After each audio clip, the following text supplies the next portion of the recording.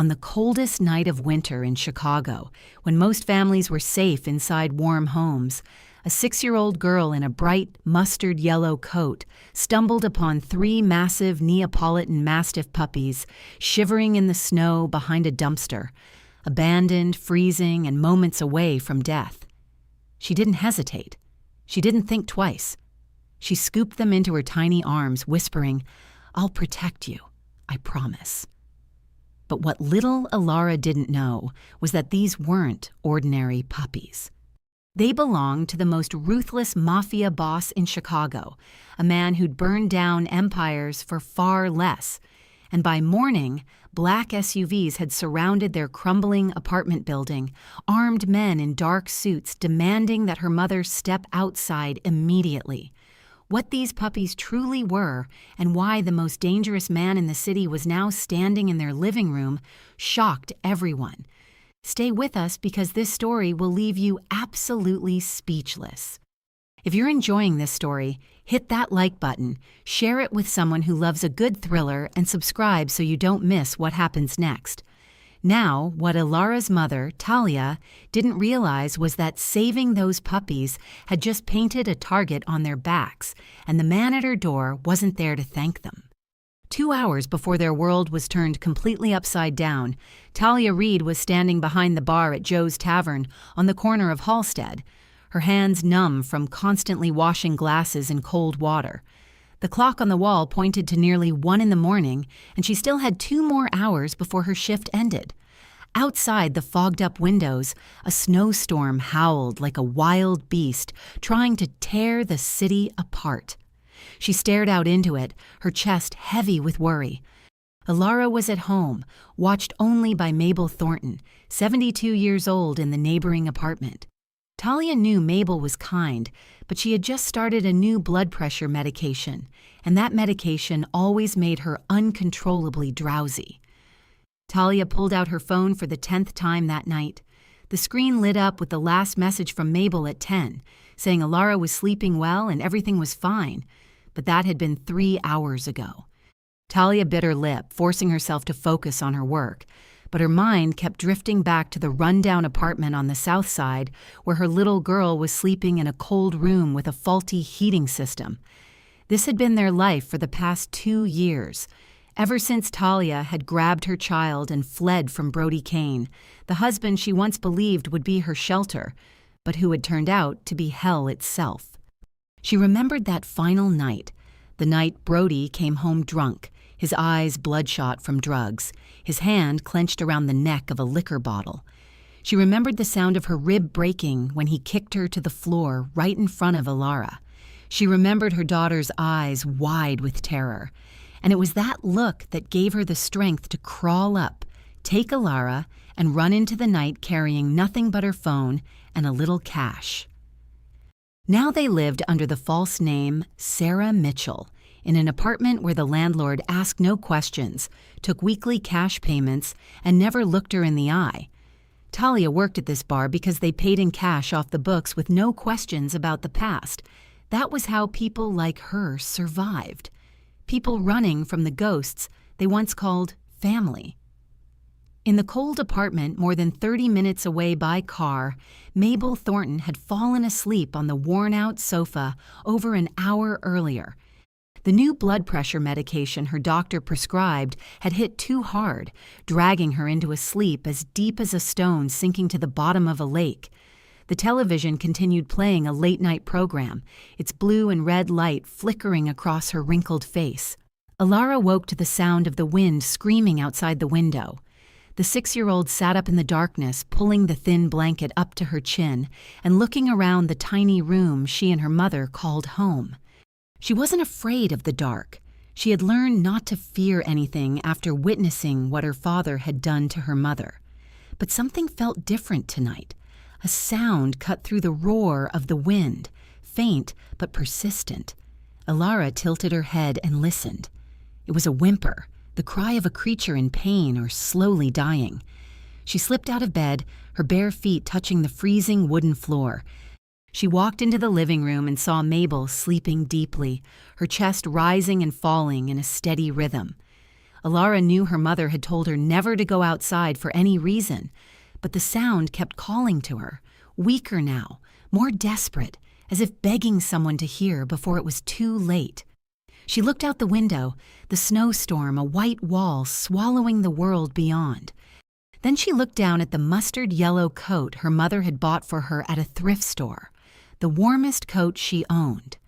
Elara Marshall, 6 years old, the daughter of a mother on the run and a father she prayed she would never see again, reached for that coat because someone out there needed saving and she couldn't pretend she hadn't heard. Elara pulled the zipper of the mustard yellow coat all the way up to her chin, took a deep breath, and opened the back door of the building. The snow-filled wind struck her face like a slap from winter itself, so cold it stole her breath for a moment, but Elara didn't turn back. That faint sound was still there, closer now, drifting from the dark alley behind the row of trash bins. She stepped down onto the snow-covered concrete steps, her small rubber boots sinking nearly to her knees. Every step felt like a battle against the storm, roaring around her. But Elara kept moving forward. Her brown eyes narrowed as she tried to see through the wall of white. When she reached the bins at the end of the alley, the whimpering became clearer. It wasn't just one sound, but several.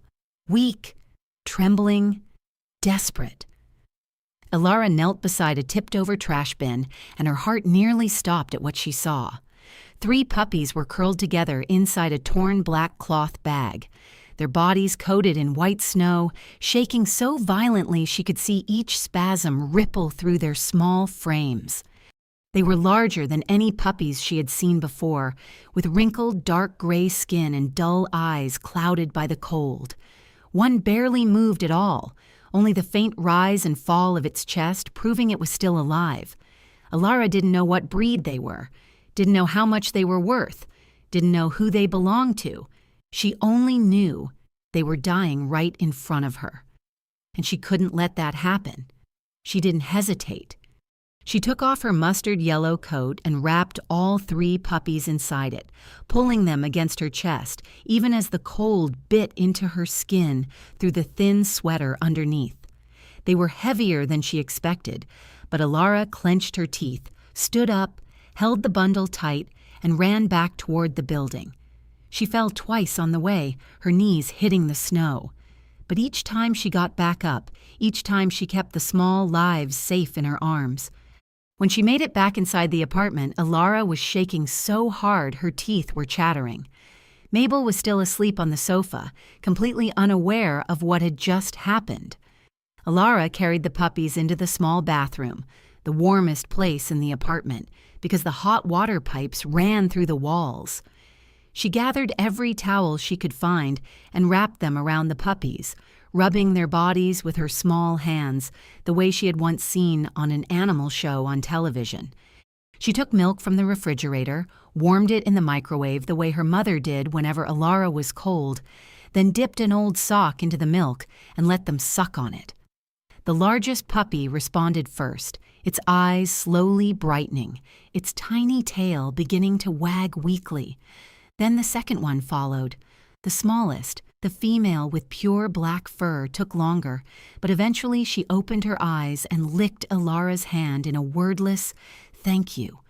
Elara held them close, tears streaming down her cheeks, whispering that they would be okay, that she would protect them.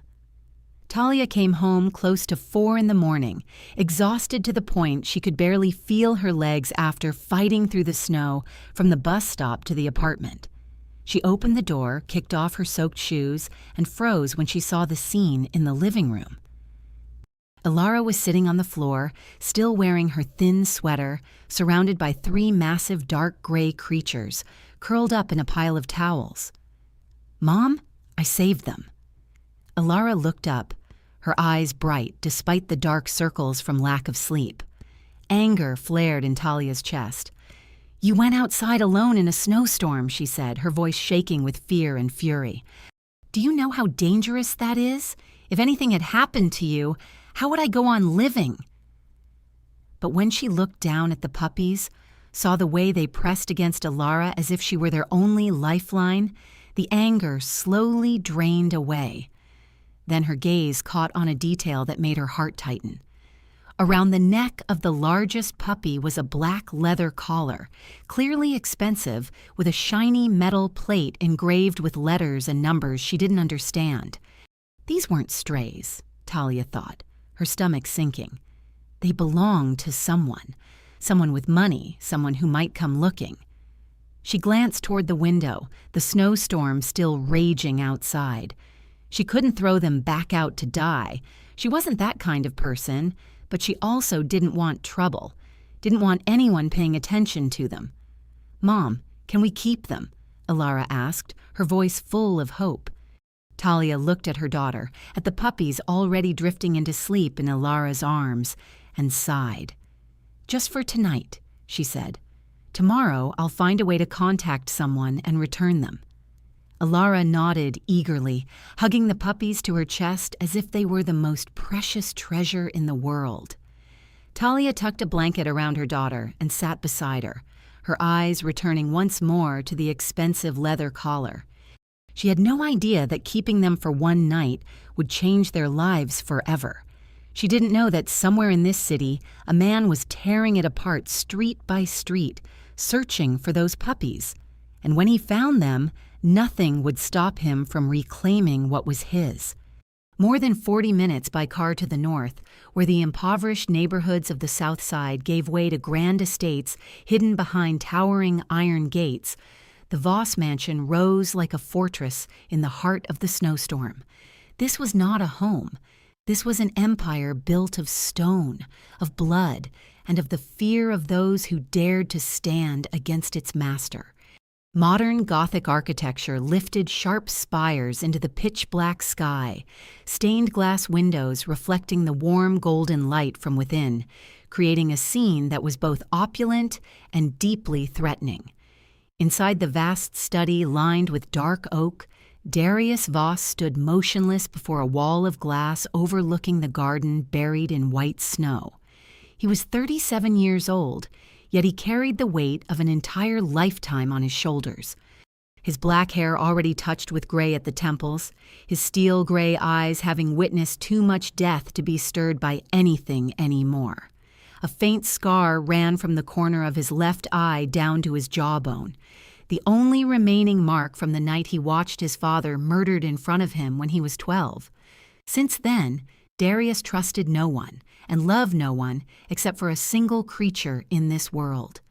A weak, scratching sound drew his attention. Luna, his massive female Neapolitan mastiff, lay collapsed on the marble floor, her eyes dull and her legs trembling, unable to stand. Darius crossed the room in 3 long strides and dropped to his knees beside her, his hands shaking as they touched her silver-gray coat. Someone had drugged her. He knew it instantly when he saw the clouded gaze of the dog he had raised from a tiny bundle of fur 8 years earlier.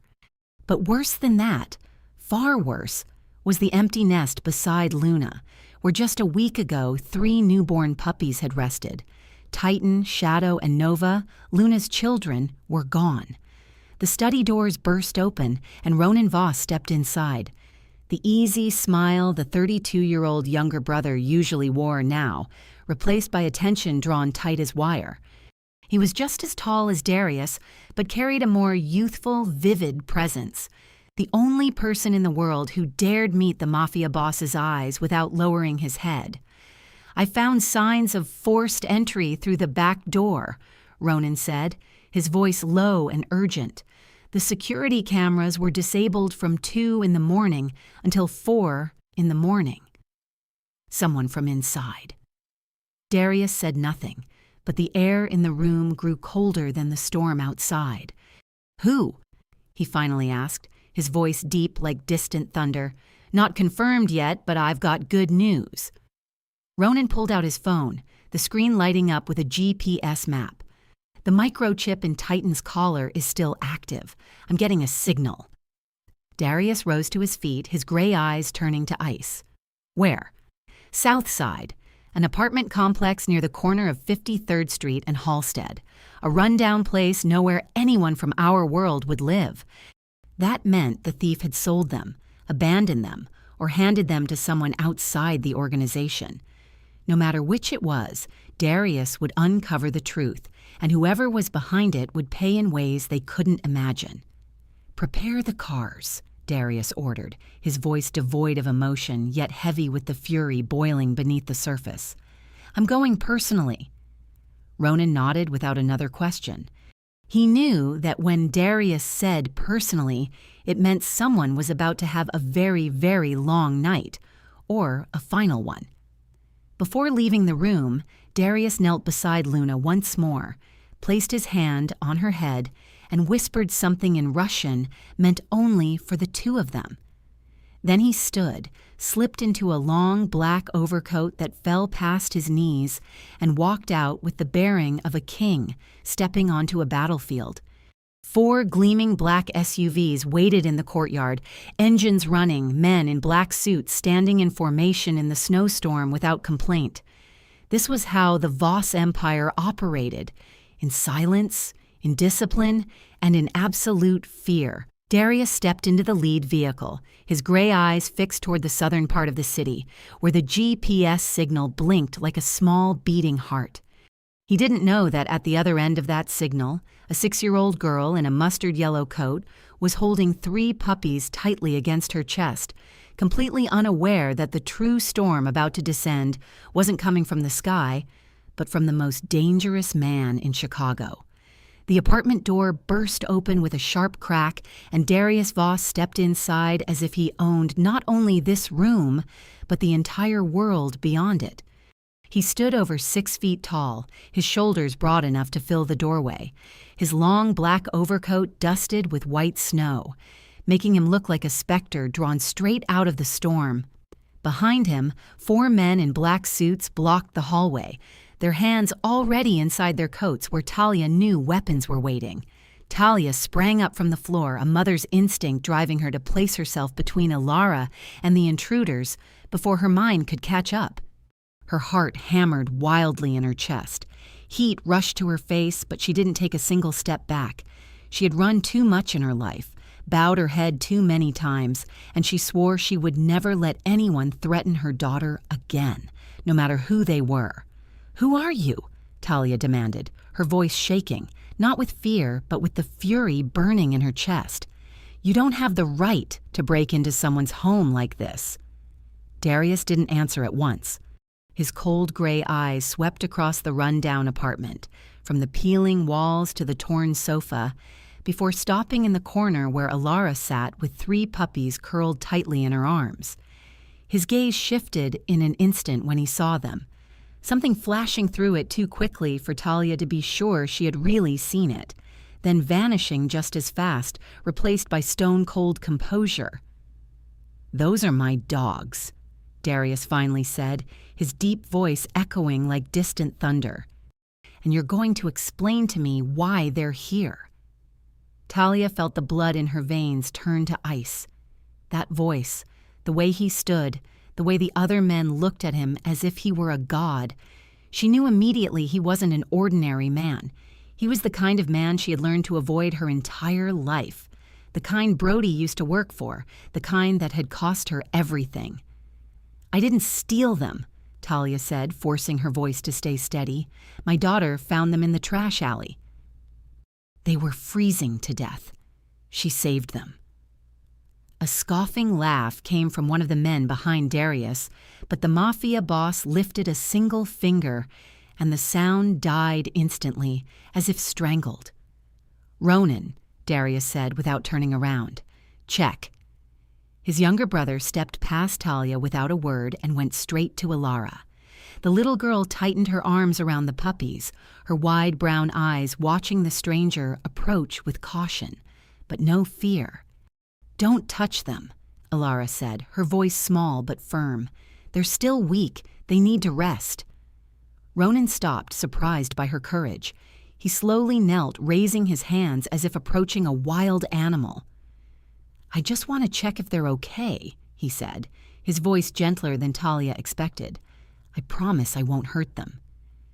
Elara studied him for a long moment, as if deciding whether he could be trusted, then slowly loosened her grip. Ronan carefully examined each puppy, feeling their fur, checking their eyes, inspecting the collars. Then he stood and turned back to Darius, his expression grave. "It's them," he confirmed. "Titan, Shadow, and Nova. They're healthy, well cared for, clean, warm. Someone warmed them, fed them, probably saved their lives." Darius said nothing, his gaze moving from the puppies to Elara and then to Talia. There was something in that look that made Talia feel as though she were being stripped bare, as if he could read every secret she was fighting to hide. "Check the building security cameras," Darius ordered, "and the alley behind it." 10 minutes later, one of the men in black returned with a tablet in his hand. He handed it to Darius, and Talia saw grainy security footage on the screen, clear enough to show a black van stopping in the alley around 3 a.m. A shadowy figure stepped out, threw a bag into the trash, then drove away. No license plate, no face, but it clearly wasn't Talia or anyone from this building. Talia felt some of the weight lift from her shoulders when she saw Darius's eyes narrow at the image. He knew she hadn't lied. He knew she wasn't the thief, but that didn't make her feel safer, because the way he looked at her now wasn't the way one looks at a suspect. He looked at her like a new piece on a board whose rules she didn't understand. "Someone in my organization did this," Darius said slowly, his voice so cold it seemed to freeze the air. "They stole Luna's children and threw them away to die like garbage." He turned his gaze to the 3 puppies, sleeping peacefully in Elara's arms, and this time Talia saw it clearly in his eyes, not coldness, not cruelty, pain, a deep pain buried beneath layers of steel. "Your daughter saved their lives," Darius said, his voice subtly changing as he looked at Elara. "That isn't a small thing." "Is he their dad?" Elara suddenly asked, her brown eyes meeting the Mafia boss's gaze without a trace of fear. "You look at them the way my mom looks at me." The room fell into absolute silence. Ronan's mouth fell open. The men in black stood frozen, and Darius Voss, the man Chicago feared, stood motionless, staring at a 6-year-old girl as if struck by lightning. Talia held her breath, bracing for rage. It didn't come. Instead, the corner of Darius's mouth twitched slightly, not quite a smile, but the closest thing to one he could manage. "She's smart," he said to Talia, though his eyes never left Elara. Then he turned and walked toward the door, stopping just before reaching the hallway. "We're not leaving," he said without looking back. "Not until I find who did this. Whether you like it or not, you need protection." And before Talia could protest, he disappeared into the hallway, leaving her with her daughter, 3 puppies, and the unmistakable feeling that their lives had just taken a turn she had never chosen. Darius returned to the apartment 30 minutes after stepping out to make a phone call, this time alone without his men trailing behind him. He stood in the middle of the cramped living room, his presence making the space feel 10 times smaller, and looked at Talia with the gaze of a man accustomed to making offers that couldn't be refused. "I need someone to care for those 3 dogs," he said plainly, without pretense. "Luna, their mother, was drugged and is still very weak. She can't nurse them or keep them warm for at least 2 weeks. I watched the way you treated the scratch on Shadow's leg earlier. You have medical knowledge." Talia folded her arms across her chest, forcing herself to remain calm even as her heart pounded like a war drum. "I used to be a medical assistant," she said shortly, offering no further explanation. "Good." Darius nodded. "This is my offer. You and your daughter will stay at my estate for 2 weeks to care for the dogs. In return, I'll pay you $100,000 in cash." Talia nearly choked. $100,000? It was enough to take Elara far away, to start over somewhere Brody would never find them. But she knew this world, knew there was no such thing as a free lunch from men like Darius Voss. "No," she said firmly, her voice harder than she intended. "I don't want any involvement with your world. Thank you for not causing trouble over the dogs, but the answer is no." Darius showed no surprise or anger at her refusal. He simply stood there, gray eyes fixed on her as if reading an open book, and Talia felt a chill slide down her spine. He knows something, she realized with rising dread. He knows something about me. "Sarah Mitchell," Darius said slowly, emphasizing each word. "Or should I call you Talia Reed?" The blood in Talia's veins froze. It felt like a fist had slammed into her stomach, her breath catching in her throat, her knees threatening to buckle as she forced herself to stay upright. She didn't ask how he knew. She didn't ask how much he knew, because looking into those eyes, she understood that he knew everything. "Brody Kane," Darius continued, his tone even as if reciting a weather report. 35 years old, heroin addict, history of domestic violence, currently working for the Moran syndicate on the west side of the city. He's been looking for you for 2 years, and 3 months ago he started offering a bounty to anyone who provided information about you and your daughter. The room seemed to spin around Talia. 3 months. Brody had put a price on them 3 months ago, and she had no idea how many people had seen her on the street, in the bar, at the grocery store, and weighed that reward against the lives of a mother and child. She looked at Elara dozing on the sofa with the 3 puppies curled beside her, and her heart felt crushed in her chest. "What do you want?" Talia asked, her voice thin like someone drowning. "You could give that information to Brody at any time." "Why come here and make me an offer?" "Because I don't work with Moran," Darius replied. "In fact, the Moran syndicate is my enemy, and because your daughter saved my dogs' lives, I owe her a debt." He stepped closer, and Talia had to tilt her head up to meet his gaze. From this distance, she could see the faint scar on his face, smell expensive cologne mixed with cold snow, feel the power and danger radiating from him like heat from a fire.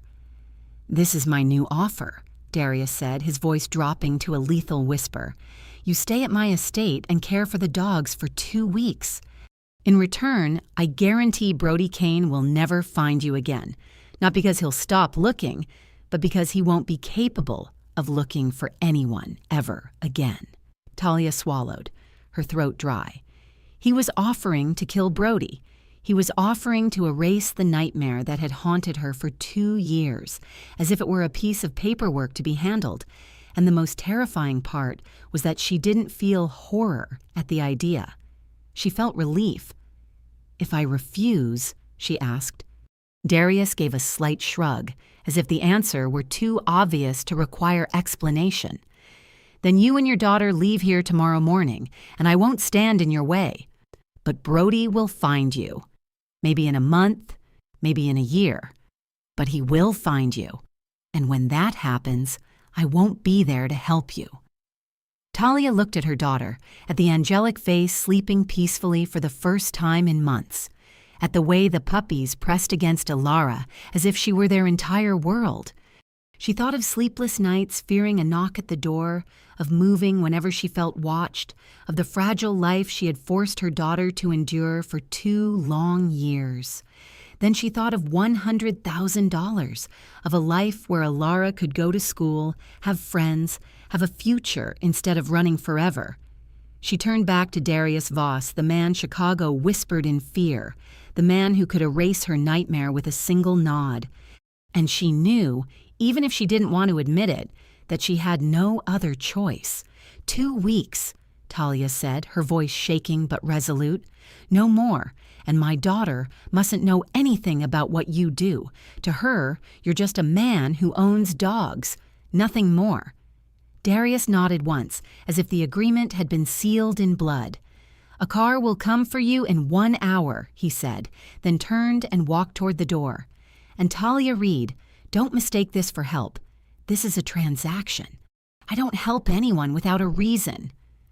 He disappeared into the hallway, leaving Talia alone in the run-down apartment with the knowledge that she had just made a deal with the devil. She could only hope the price wouldn't be higher than she could endure. The black SUV glided through the massive iron gates close to 7 in the morning as the snowstorm finally eased and the sky shifted from pitch black to ashen gray. Talia held Elara tightly as the child drifted in and out of sleep in her arms, while the 3 puppies rested in a blanket-lined basket on the seat beside them. When the Voss estate came into view, Talia couldn't stop the sharp breath that escaped her lips. This wasn't a house. It was a castle rising from the heart of Chicago, Gothic architecture with sharp spires piercing the gray sky, charcoal stone walls buried beneath white snow, creating an eerie contrast that looked torn from an old horror film. Stained glass windows shimmered with warm golden light from inside, yet instead of comfort, they made Talia think of unseen eyes watching from the shadows. The vehicle stopped at the main entrance, and a servant in a black suit opened the door. Talia lifted Elara and stepped out, her legs trembling slightly as her feet touched the marble steps. Elara woke instantly, her brown eyes widening like glass marbles as she took in the scene. "Mom, is this a real castle?" she whispered in awe. Talia could only nod, afraid her voice would betray her. They were guided through the grand hall with its soaring ceiling painted with classical murals, down a long corridor lined with deep red velvet carpet, and finally stopped before a spacious room in the east wing of the estate. "Your room," the servant said evenly. "Mr. Voss requests that you rest and settle in this morning. This afternoon someone will escort you to see Luna." The door closed, and Talia stood in a room more luxurious than anywhere she had ever lived, feeling like an uninvited intruder. A massive bed dressed in silk sheets dominated the space. A seating nook by a large window overlooked the snow-covered garden, and a private bathroom gleamed with marble stone. Elara immediately jumped onto the bed, the 3 puppies scrambling after her like loyal little guards. "Mom, this bed feels like a cloud." Elara laughed, rolling across the white pillows. Talia forced a smile, but her eyes kept scanning the room, searching for cameras, for listening devices, for any sign they were being watched. She knew she was being paranoid, but 2 years of running had turned her into a creature that flinched at every shadow. That afternoon, a servant led them to a room in the west wing where Luna was resting. The space was warm, a fire crackling in the hearth, thick fur rugs covering the floor. Luna lay on a large nest padded with velvet blankets, her eyes still dull from sedation, but brightening the moment she saw the puppies in Elara's arms. Elara rushed forward without hesitation and knelt beside the massive mother dog, utterly unafraid. "She's their mom, right?" Elara asked softly, her eyes shining. "I'll take really good care of you so you can get better and cuddle your babies again." Luna, as if understanding every word, licked Elara's hand and released a weak, grateful sound. Talia watched from the doorway, her heart softening at the sight of her daughter, speaking to the dog like an old friend. Maybe this was what Elara needed, a place that felt safe, even if only temporarily, something to love beyond a mother worn thin by fear. That night, after Elara fell fast asleep with the puppies curled against her, Talia couldn't sleep. She stood by the large window, gazing out at the moonlit garden, blanketed in snow. And that was when she saw him. Darius stood alone in the garden, coatless despite the biting cold, Luna lying beside his feet even though she was still weak and shouldn't have been outside. He stood motionless like a statue, face tilted toward the night sky, and something struck Talia with unexpected clarity. He was lonely. She had seen the vast estate filled with servants and guards, had watched people bow their heads to him like a king, had witnessed the empire of power he commanded. But seeing him alone in the snow with only a dog for company, she realized Darius Voss might be the loneliest man she had ever encountered. He turned suddenly, as if sensing her gaze, and looked straight up at the window where she stood. The distance was too great to read his expression, yet Talia felt scorched beneath his stare. She stepped back and pulled the curtain closed, her heart racing for a reason she didn't want to name. This was just a transaction, she reminded herself. 2 weeks, then she would leave and never see him again. But as she lay down beside her sleeping daughter, Talia couldn't stop her mind from returning to the image of a solitary man standing in the snow, and she wondered who Darius Voss truly was beneath the cold and ruthless exterior. 3 days passed at the Voss estate like a strange dream that Talia couldn't decide was a nightmare or a kind of forbidden paradise. Elara adapted completely to the new life, spending most of her time with Luna and the 3 puppies, talking to them as if they were her closest friends. While Talia felt as though she were walking a tightrope, every step measured, every glance alert, she watched how the estate functioned. Men in black suits coming and going at odd hours. Secret meetings held in rooms she was never allowed near. Phone calls spoken in Russian she couldn't understand. And she knew she was living inside the den of a criminal empire, a knowledge that kept her from ever truly relaxing. On the 3rd night, as Talia was checking on Luna one last time before bed, a knock at the door made her turn sharply. Darius stood in the doorway, still dressed in his usual black suit, but with his tie loosened and his collar slightly undone, as if he'd endured a long and exhausting day. "Would you walk with me for a moment?" he asked. And it was a question rather than a command, which surprised her. She nodded, unsure she had any real choice, and followed him down a long corridor to a library she hadn't seen before. The room was warm, a fire burning low in the hearth, bookshelves rising to the ceiling, and 2 leather armchairs facing each other before the flames. Darius gestured for her to sit, then took the opposite chair, his gray eyes studying her through the flickering firelight. "I need you to tell me about Brody Kane," he said directly, without ceremony.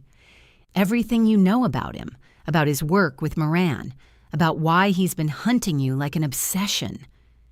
Talia felt her body lock up, every muscle tightening. She'd spent 2 years running from that past, burying it as deep as she could. And now the most dangerous man in Chicago was asking her to dig it back up. "Why do you need to know?" she asked, her voice low and guarded.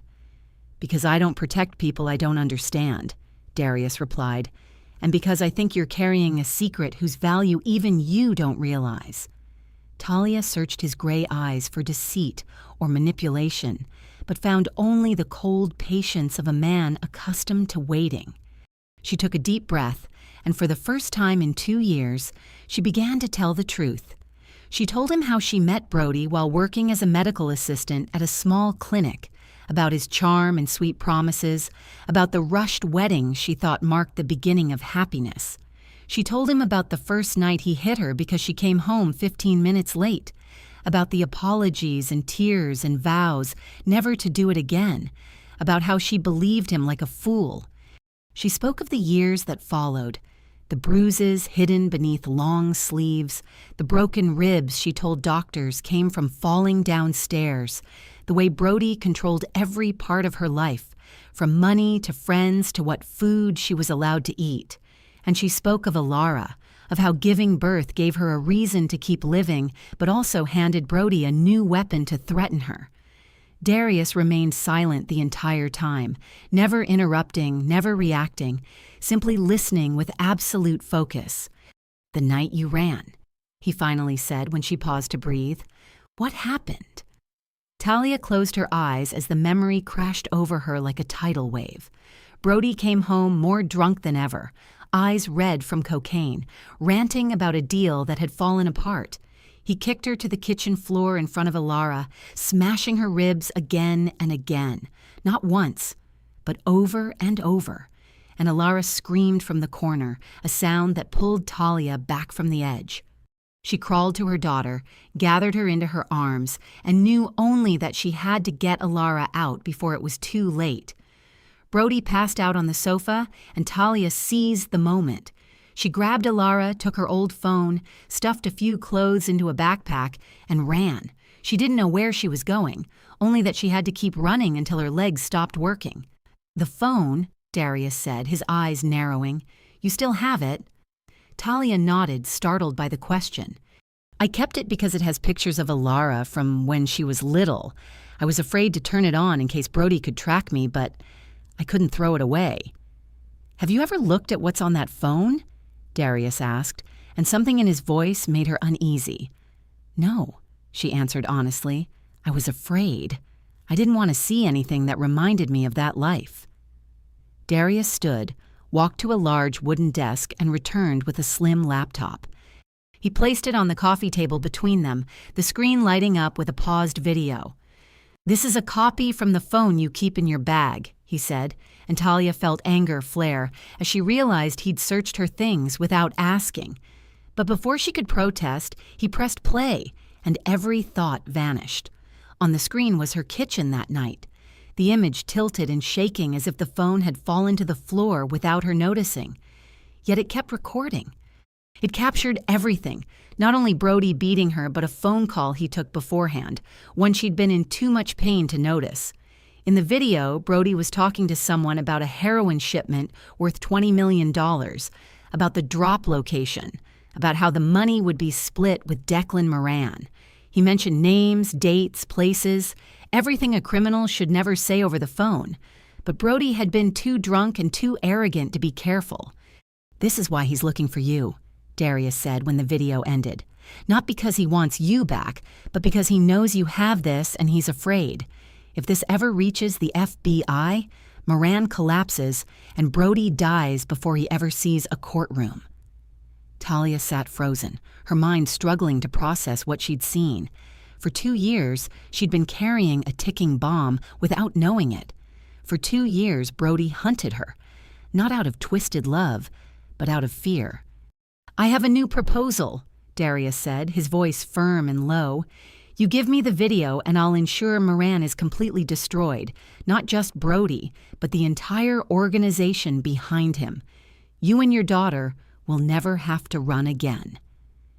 Talia looked at him, at the cold gray eyes waiting for her answer, and realized she stood at a crossroads. One path meant continuing to run, living in fear until Brody found her. The other meant handing a weapon to a Mafia boss and trusting him to keep his word. Both were dangerous, but only one offered Elara a future.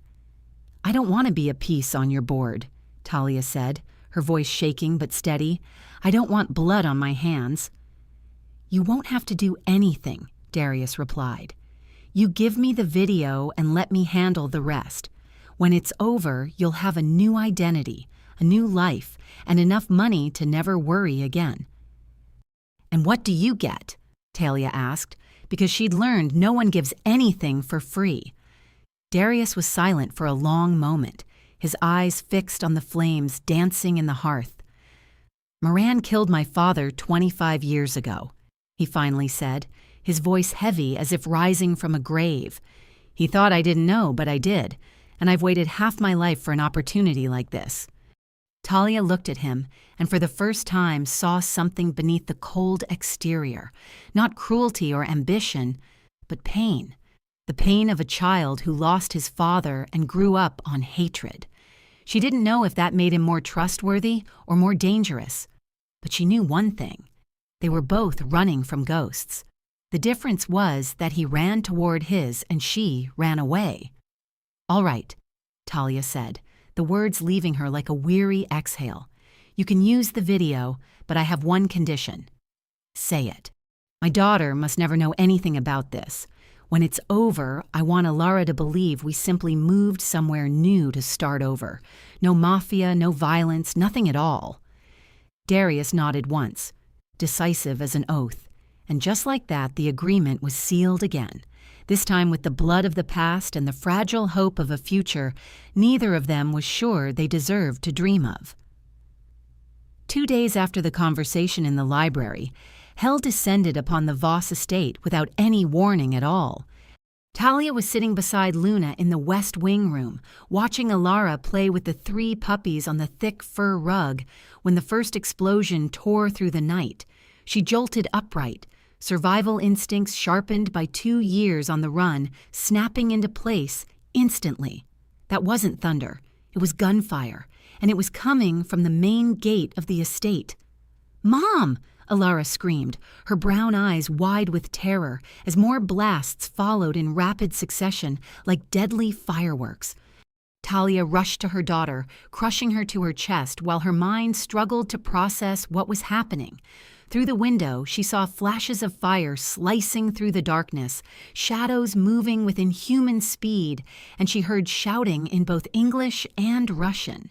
The door burst open and Ronan stormed in, his usual easy smile gone, his face pulled tight with tension, a sleek black handgun in his grip. "Follow me," he said sharply. No time for explanation. "Safe room now." Talia didn't question him or argue. She scooped Elara up and ran after Ronan down the long corridor.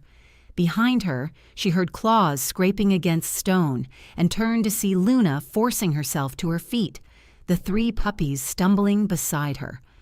The mother dog was still weak, but the instinct to protect her litter drove her past every limit.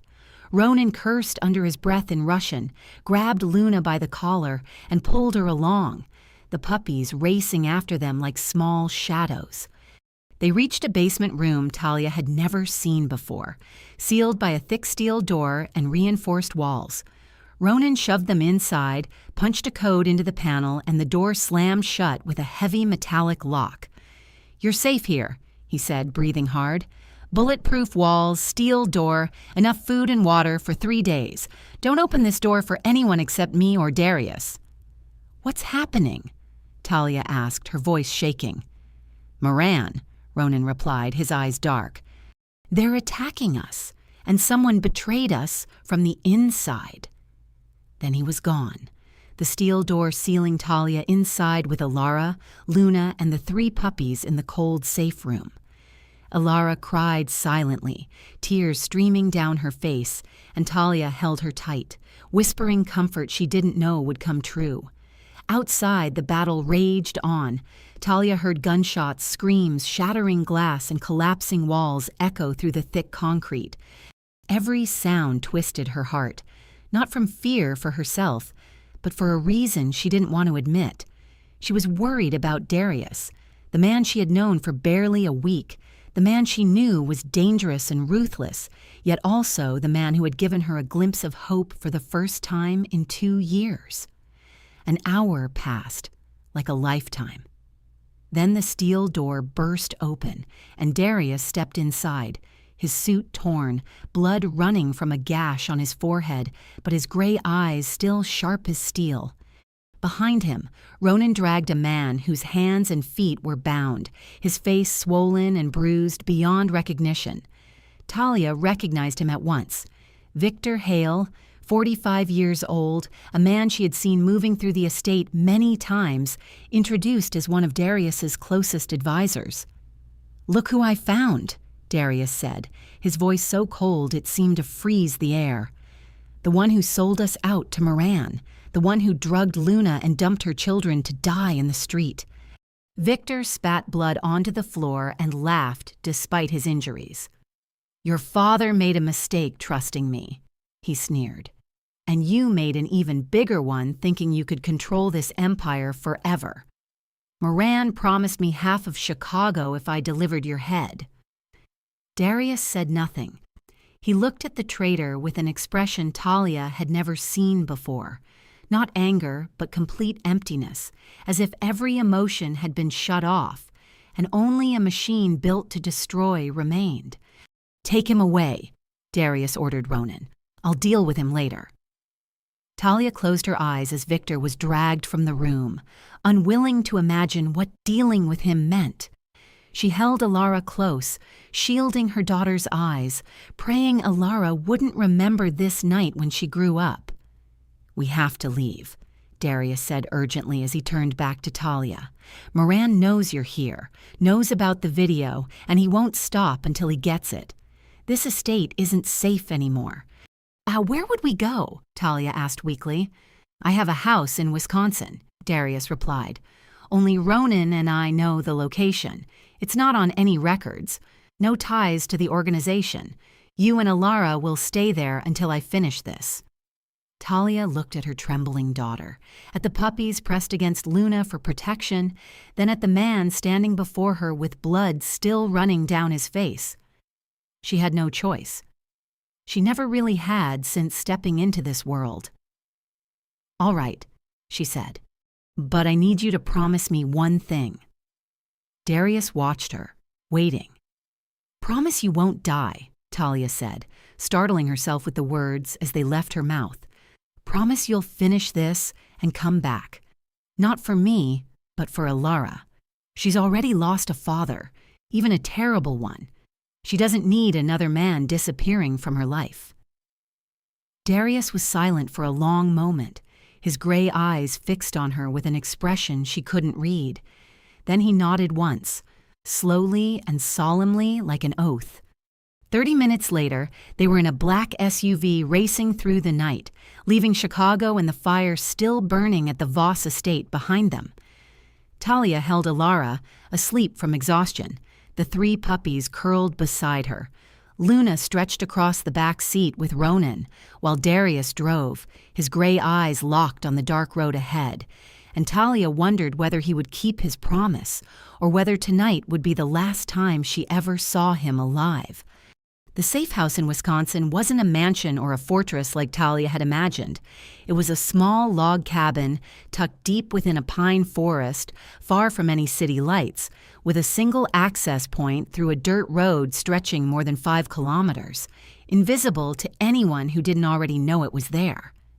They arrived just as the sun began to rise, pale golden light filtering through snow-covered branches, creating a calm so unreal it felt disconnected from the violence of the night before. Talia carried a deeply sleeping Elara inside and paused in surprise at what she found. The cabin was modest but warm, with a stone fireplace in the living room, an open kitchen, 2 small bedrooms, and a single bathroom. There were no lavish furnishings, no expensive artwork, only simple wooden furniture and a few thick wool blankets draped over the sofa. "This is the only place I can truly call home," Darius said, as if reading her thoughts. "I bought it 10 years ago, paid in cash, put it under a shell company with no ties to me. Even Victor didn't know this place existed." Talia laid Elara on the bed in the smaller bedroom, tucked her in, then returned to the living room. Ronan had already started a fire and was making coffee in the kitchen while Darius stood by the window, watching the white forest beyond. The 3 puppies explored the cabin with youthful curiosity, and Luna lay curled near the fire, exhausted but alert. The first 2 days passed in tension and silence. Darius spent most of his time on the phone, speaking Russian in a low, threatening tone, restructuring his organization after the attack. Ronan moved back and forth between the cabin and the city, bringing supplies and updates. Talia focused on keeping life as normal as possible for Elara, cooking meals, reading stories, playing with the puppies, pretending they were on vacation instead of hiding from a drug syndicate that wanted them dead. But on the 3rd day, something shifted. Talia was washing dishes when she heard Elara talking to someone in the living room. She dried her hands and stepped out, then froze. Elara was sitting on the floor by the fireplace, and Darius Voss, the most feared Mafia boss in Chicago, was sitting beside her with Titan in his arms. Elara was pointing at the scar on his face, and instead of the cold menace Talia expected, Darius was listening with a patience she'd never seen in him.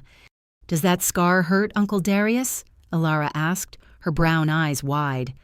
"It doesn't hurt anymore," Darius replied softly. "It's been there so long, I don't even remember what the pain felt like." "Who hurt you?" Elara asked with innocent curiosity. "A bad man?" Darius said after a pause. "A long time ago." "Did you hurt him back?" Elara asked, and the question made Talia hold her breath. She knew the real answer, knew Darius had likely done far worse than that. But he didn't say it to a 6-year-old child. "I did what I had to do to protect the people I love," Darius said slowly. "Sometimes grown-ups have to do hard things to keep others safe. Like Mom did when she took me away from Dad," Elara said. And the words struck Talia like a blade to the heart. She hadn't realized how much her daughter understood. Darius looked up and met Talia's gaze from across the room. For a moment, something passed between them, and Talia saw it clearly in his gray eyes, Not coldness, not cruelty, understanding. He understood her, what she'd endured, what it meant to do terrifying things for love. "That's right," Darius said to Elara, still looking at Talia. "Your mom is very brave. She did the right thing." Elara nodded happily and returned to playing with Titan, unaware of the moment she'd just created. But Talia felt it, felt something begin to loosen in her chest, a wall she'd spent 2 years building. That night, after Elara fell asleep with the puppies curled against her, Talia couldn't rest. She went to the kitchen for water and found Darius sitting alone by the cold fireplace, a glass of untouched whiskey in his hand. She hesitated, unsure whether to leave, but instead she crossed the room and sat opposite him. "Elara likes you," Talia said quietly. "She doesn't trust many people, especially men, but she trusts you." Darius was silent for a long moment, eyes fixed on the glass. "She reminds me of someone," he said at last. "A child I knew a long time ago." "Who?" Talia asked. "Me," Darius replied, and the answer startled her more than anything else he'd said. "Before everything happened, before my father died, before I became what I am now, I used to be a child who believed in the world." They sat in silence after that, but it wasn't tense or uncomfortable. It was the quiet of two people beginning to understand one another, two souls who had lost too much and were cautiously learning how to trust again. And as Talia looked at Darius's face, lit by moonlight through the window, she realized he wasn't the monster the world believed him to be. He was a wounded man surviving the only way he knew how. And for the first time in 2 years, Talia didn't feel alone. The 5th day at the Wisconsin cabin was the first day Talia felt she could breathe since leaving the rundown apartment on the south side. That morning, she woke to the smell of pancakes and the sound of Elara's laughter drifting from the kitchen. And when she stepped into the living room, she had to pause to make sure she wasn't dreaming. Darius Voss, the Mafia boss of Chicago, was standing at the stove with a blue apron tied around his waist, flipping pancakes while Elara sat on the counter, issuing orders like a tiny general. "Uncle Darius, you have to flip them faster," Elara laughed. "You're too slow. They'll burn."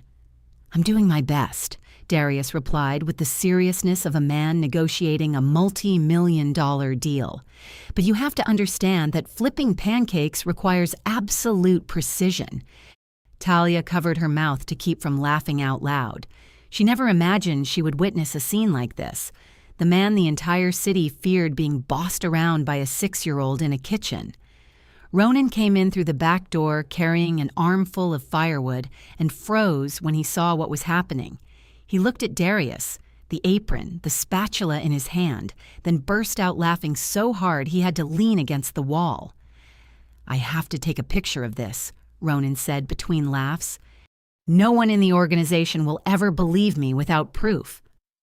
"Say one word about this, and you'll be cleaning toilets with a toothbrush for a year," Darius said, though there was no real threat in his voice, and Talia could swear she saw the corner of his mouth lift just slightly.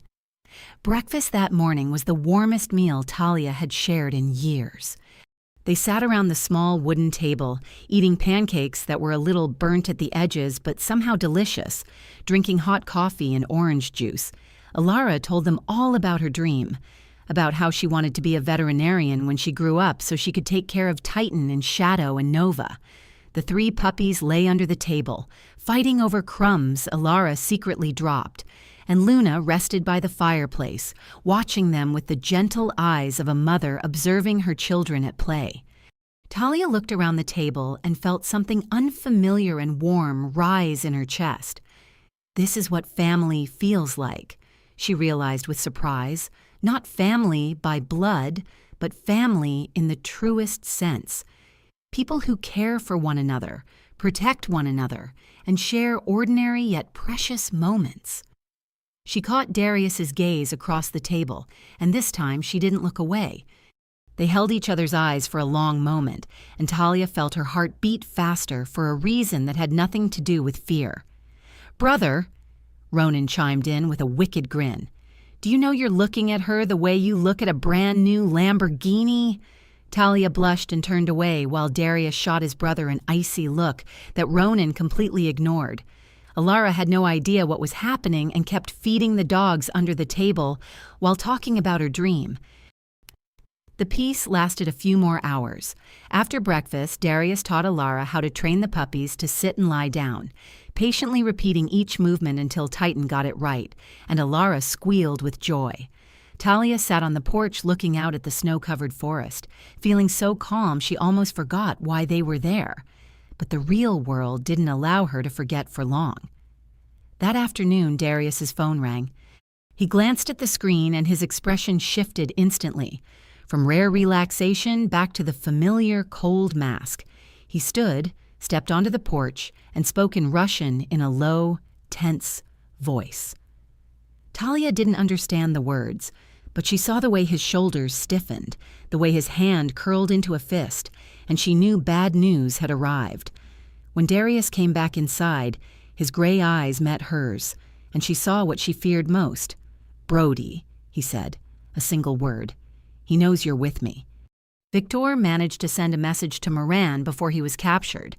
He doesn't know exactly where we are, but he's looking, and he's offering a $1 million reward for anyone who provides information.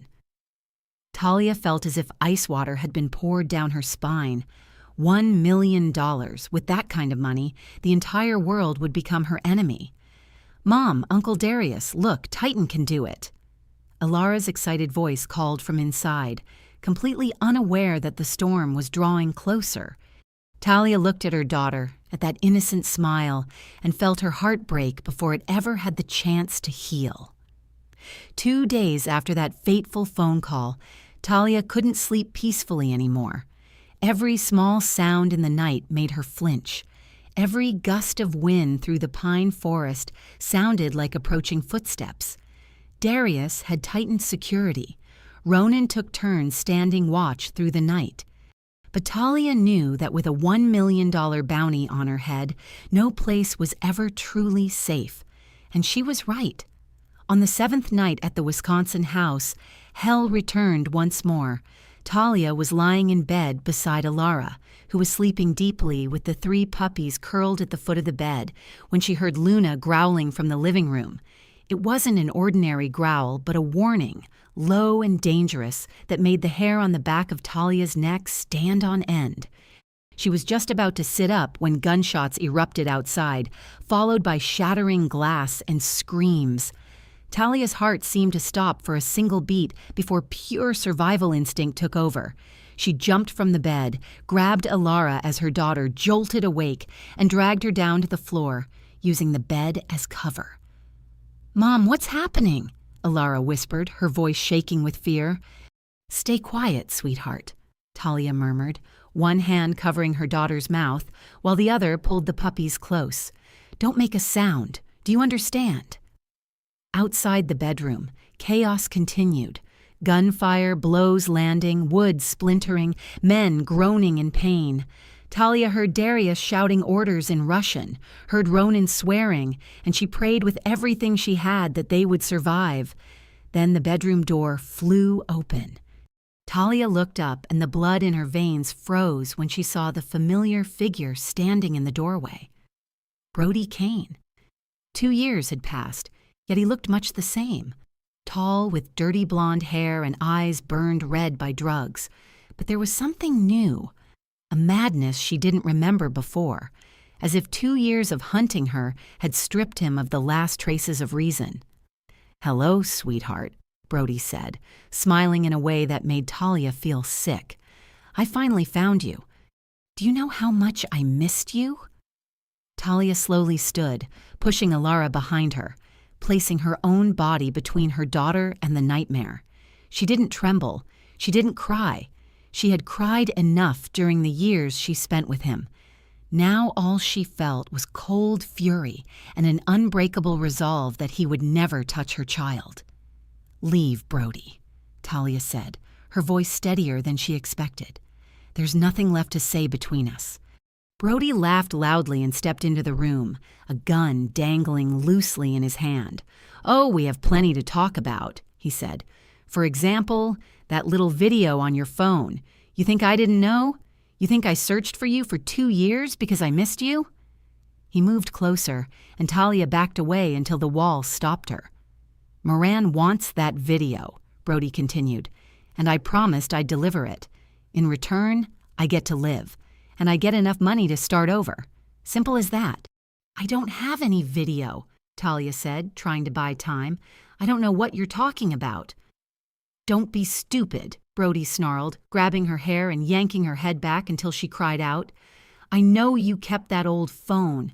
I know you have proof, and you're going to give it to me right now, or else." His gaze slid past Talia, his bloodshot eyes locking onto Elara, who was silently crying in the corner. "Or I start with the girl," Brody said, his voice so cold it made Talia want to scream. "Let's see how much your daughter can take before you decide to cooperate." "No!" Talia screamed, struggling against him. "Don't touch my child. Don't you dare touch my child." Brody slapped her so hard she crashed to the floor, her ears ringing from the blow. He stepped over her and moved toward Elara, who had curled into herself in the corner, the 3 puppies standing in front of her, growling but far too small to stop him. "Shut up, you worthless dogs!" Brody shouted and raised his foot to kick them. But before his boot could strike, Titan, the largest of the 3 puppies, lunged forward and clamped his teeth into Brody's ankle with all the strength a 4-month-old Neapolitan mastiff could muster. Brody screamed in pain and shock, swinging his arm to shake the puppy loose, but Titan held on. The small dog, taught loyalty by his mother, chose to protect the girl who had saved his life at any cost. "You filthy animal!" Brody roared and yanked his gun free, aiming it at Titan. "No!" Elara screamed, rushing forward to save him. Talia tried to rise, but her head was still spinning from the blow. Time slowed, every second stretching into an eternity. She saw Brody's finger tighten on the trigger, saw Elara running toward Titan, saw it all in helpless clarity. The gunshot exploded through the small room, deafening. Talia screamed, not knowing who had been hit, only knowing that her world had shattered. Then she saw Titan, lying motionless on the floor, blood spreading from his small body, and Elara's cry tore through the night like the wail of a soul that had just lost everything. Elara's wail tore through the night as she rushed to Titan's side, her small hands trembling as they touched the blood-soaked gray fur of the puppy. Titan was still breathing, each breath shallow and broken, his eyes dull, yet struggling to focus on Elara as if he needed to be sure she was safe. Blood spread across the wooden floor, dark red and still warm, and Talia felt as though her heart had been ripped apart as she watched her daughter clutch the dying dog. Brody stood there with the gun still smoking in his hand, looking at the scene with contempt. "Just a dog," he spat. "It deserved it for biting me. Now give me the video before I do the same thing to the girl." Talia tried to stand, her head still spinning. But before she could do anything, a dark blur stormed through the doorway like a force of nature. Darius. He didn't speak. He didn't warn or threaten. He moved with a speed and brutality Talia had never seen before. One hand knocked the gun from Brody's grip. The other seized his throat and slammed his head into the wall with a sharp cracking sound. Brody screamed in pain and tried to fight back, but he was no match for Darius Voss. The Mafia boss didn't fight him like a brawl. He dealt with him like a task that needed to be finished. Every punch was precise, merciless, calculated to inflict maximum pain without killing him outright. "You dared to touch them!" Darius roared, his voice thundering through the room. "You dared to enter my house and threaten what's mine." Brody tried to speak, but only choked sounds came out as Darius tightened his grip.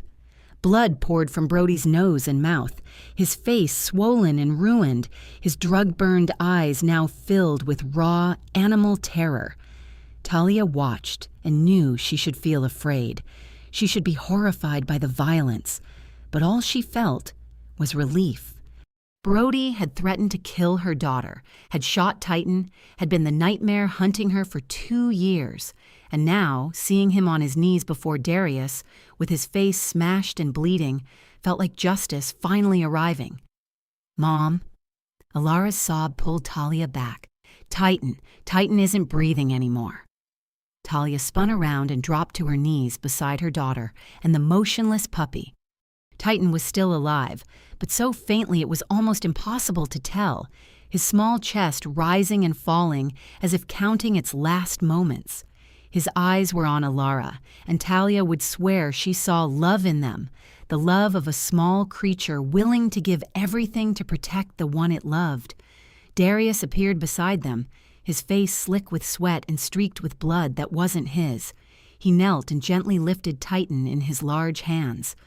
And for the first time since Talia had met him, she saw tears in those cold gray eyes. "My father gave his mother to me when I was 10, Darius whispered, his voice rough. "Luna is the only living thing that still connects me to him. And now Titan."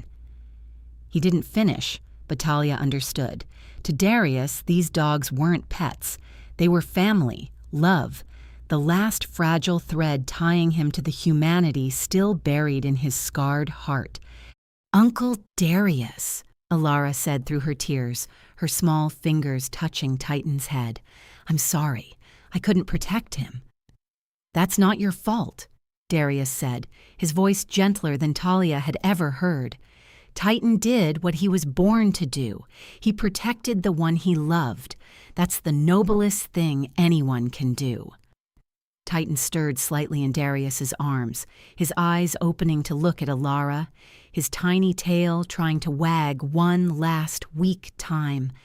Then he licked Elara's hand, a soft, loving touch like a farewell.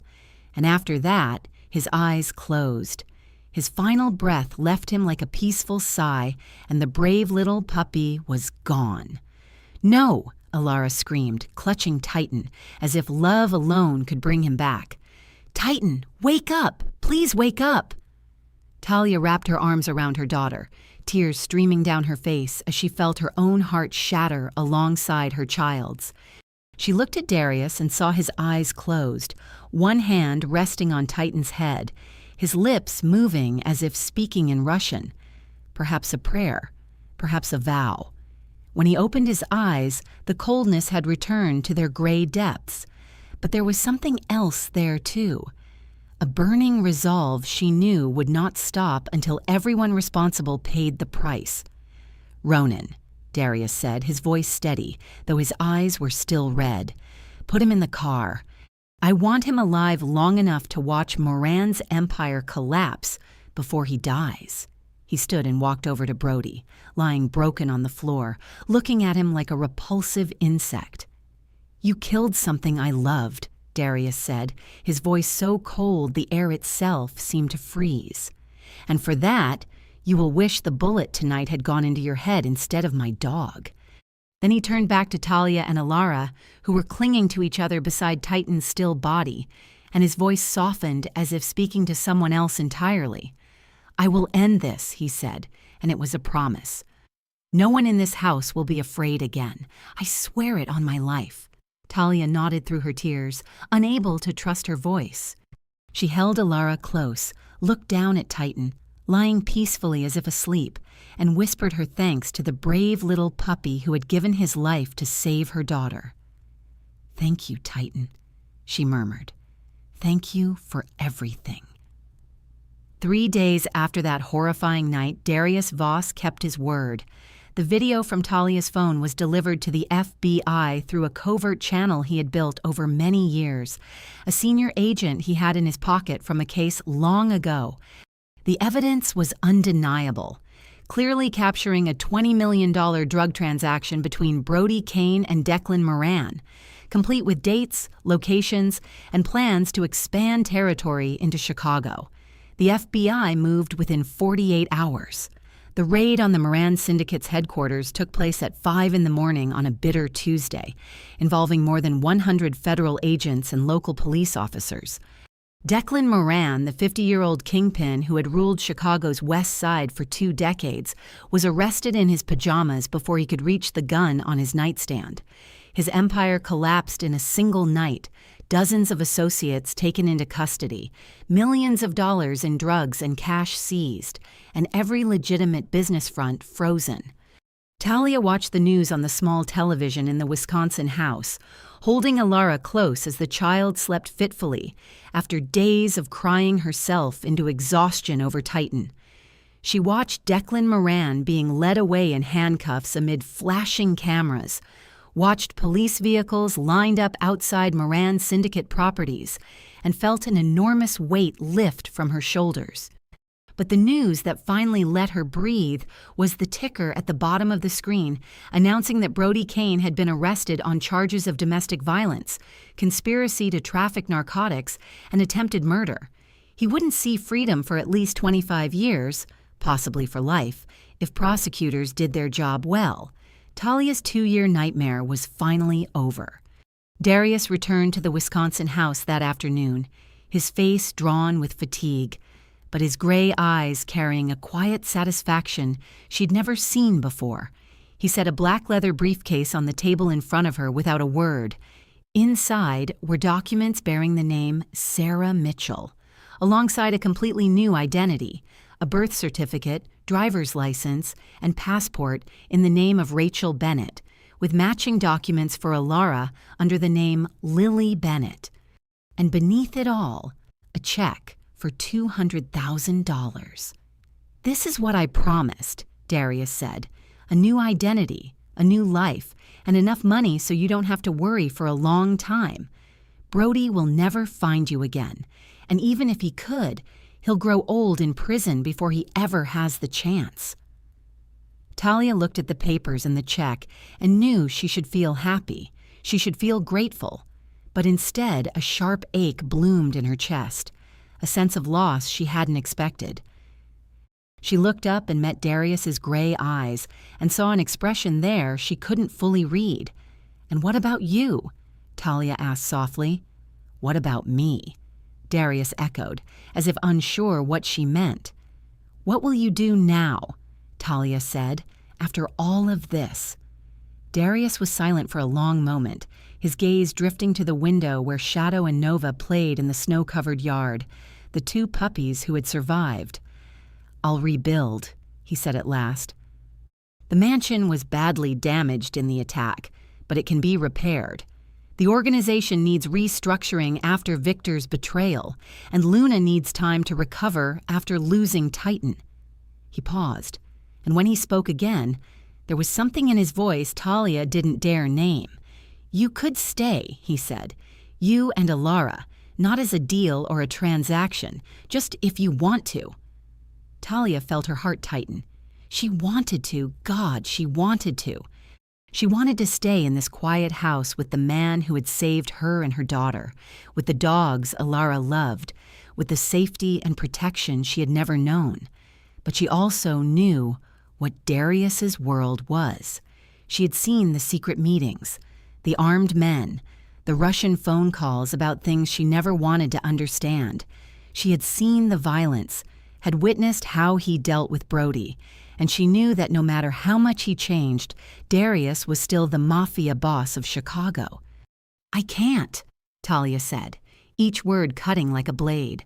"Not because of you, because of Elara. She's seen too much violence already. She needs a normal life, school, friends, growing up without fear. I can't give her that if we stay here." Darius nodded slowly, and Talia thought she saw something flicker in his eyes before it vanished. "I understand," he said evenly. "You're making the right choice for your daughter. That's what a good mother does." He stood, slipped on his familiar black overcoat, and paused at the door. "A car will take you to the airport in the morning. I've arranged an apartment in Seattle near a good hospital that's hiring medical assistants. Elara can start a new term at the elementary school nearby." Talia stood, wanting to speak, to explain, to apologize. But Darius had already turned away. He stopped once more, without looking back. "Take care of yourself, Talia, and take care of the little one. She's special." Then he walked out and the door closed behind him, leaving Talia alone with a $200,000 check in her hand and a heavy ache in her chest. She knew she had made the right decision. She knew this was best for Elara, but she couldn't understand why doing the right thing hurt so much. A year passed like a long dream that Talia couldn't decide whether to call beautiful or sad. Seattle welcomed her and Elara with endless misty rain and a sky that stayed gray most of the year, but also with a peace they had never known. The small 2-bedroom apartment in Capitol Hill wasn't luxurious like the Voss mansion, but it was clean, safe, and most importantly, it was theirs. Talia returned to work as a medical assistant at Swedish Medical Center, taking day shifts so she could pick Elara up after school. Elara was 7 now, taller, thinner, and had learned how to smile again after months of therapy. She had friends at school, a teacher who adored her, and a normal life Talia had dreamed of for so many years. Yet every night after Elara went to bed, she still asked about Shadow and Nova, still mentioned Uncle Darius with sad eyes. And Talia never knew what to say except to hold her daughter tight and promise that one day they would meet again. As for Talia herself, she tried to convince herself she was happy. She had a steady job, a healthy child, and a life without running or fear. But late at night, when the apartment fell silent, she often found herself staring out the window and thinking about the man with steel gray eyes that softened when he looked at her daughter. She thought about mornings eating slightly burnt pancakes in the Wisconsin house, about late-night conversations by the fireplace, about the way he had said her real name for the first time, and how his gaze changed when it rested on her. She wondered if he ever thought about her, or if she had only been a completed transaction in a life full of transactions. The answer came every Friday, steady as clockwork. A bouquet of black roses arrived at her door, with no card and no sender's name, only rare flowers as dark as a Chicago night. The first time they came, Talia cried for an hour because she knew there was only one person in the world who would send her black roses. Now, after 52 weeks, she still placed them in a crystal vase by the window and watched them fade day by day, a reminder of what she had left behind. Talia also followed the news from Chicago, even though she knew she shouldn't. She read about Voss Enterprises expanding legitimate business operations, about new real estate, high-end restaurants, and technology investments. Between the lines, she understood that Darius was slowly stepping away from the underworld, building an empire that could exist in daylight instead of shadows. She wondered if it was because of her, then dismissed the thought as too self-indulgent. The call came on a Tuesday evening, just after she had put Elara to bed and was sitting alone on the couch with a cup of tea gone cold. The number was unfamiliar, but when she heard the voice on the other end, her heart nearly stopped. "Talia," Ronan said, his voice lower than she remembered, and carrying a weariness she had never heard before.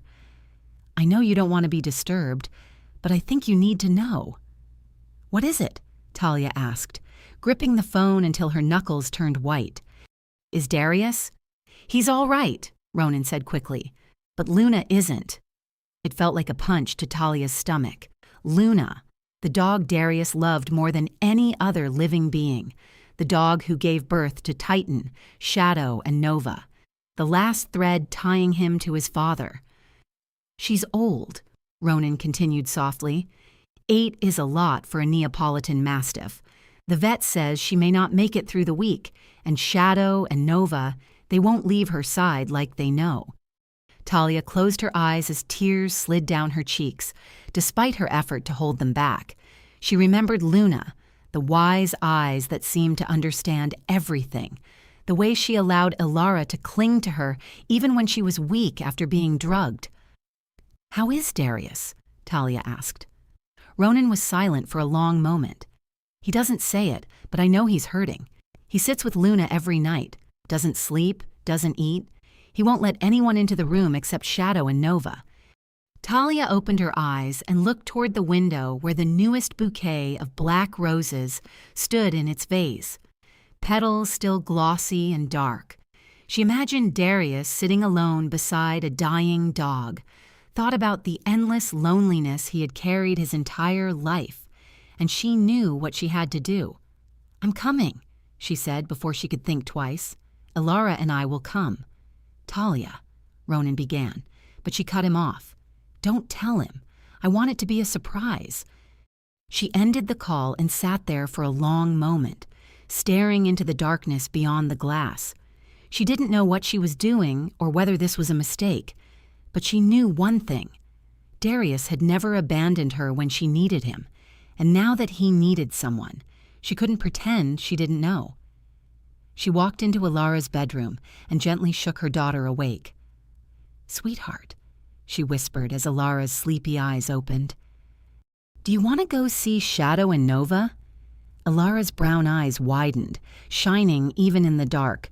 "Really, Mom?" she asked, hope spilling into her voice. "We're going to see Uncle Darius again, aren't we?" Talia nodded, pulled her daughter into her arms, and whispered into hair that smelled of children's shampoo. "Yes, sweetheart," she said, "we're going home." Talia and Elara arrived at the Voss mansion on a gray afternoon when low, dark clouds hung heavy over the Chicago sky, as if preparing to weep alongside those below. The mansion had been repaired after the attack a year earlier, its gray stone walls standing tall as if nothing had ever happened. Yet Talia felt a weight of mourning settle over the place the moment the car stopped at the gate.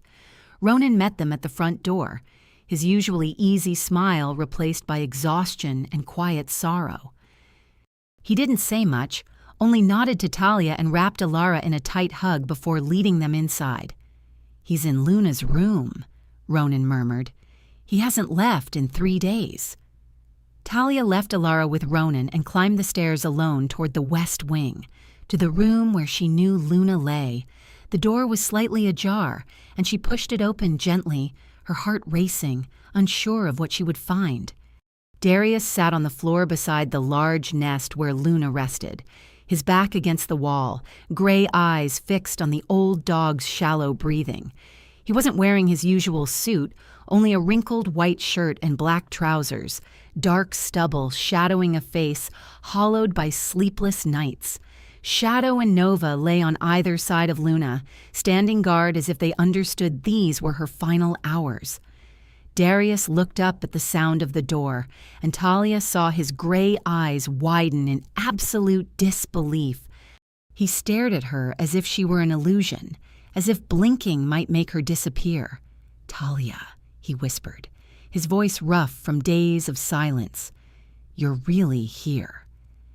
Talia stepped into the room, sat down beside him on the cold floor, and said nothing, only placed her hand over his. Darius looked down at their joined hands, then up at her face, and for the first time since she had known him, he let the cold mask fall away completely. "I don't know how to say goodbye," he said, his voice trembling like a child's. "She's all I have left of my father. She's been with me for 8 years, through everything, and I don't know how to live without her." Talia squeezed his hand, tears sliding down her cheeks. "You don't have to say goodbye alone," she said. "I'm here. Elara is here. We're not going anywhere." They stayed there through the night beside Luna, as her breaths grew fewer and farther between. Elara came in later, sat beside Shadow and Nova, and spoke softly to Luna as if telling her about life in Seattle, about her new school and new friends, but also about how much she missed everyone here. Luna passed away just as dawn broke, the first light slipping through the window and touching her silver-gray fur. She closed her eyes peacefully, as if falling into sleep, and Talia would swear she saw something like a smile on the old dog's face as her final breath left her. Shadow and Nova let out a long, mournful howl, and Elara sobbed in Talia's arms. Darius remained still for a long moment, then bent down, kissed Luna's head, and whispered something in Russian. Talia couldn't understand, though she knew it was a farewell.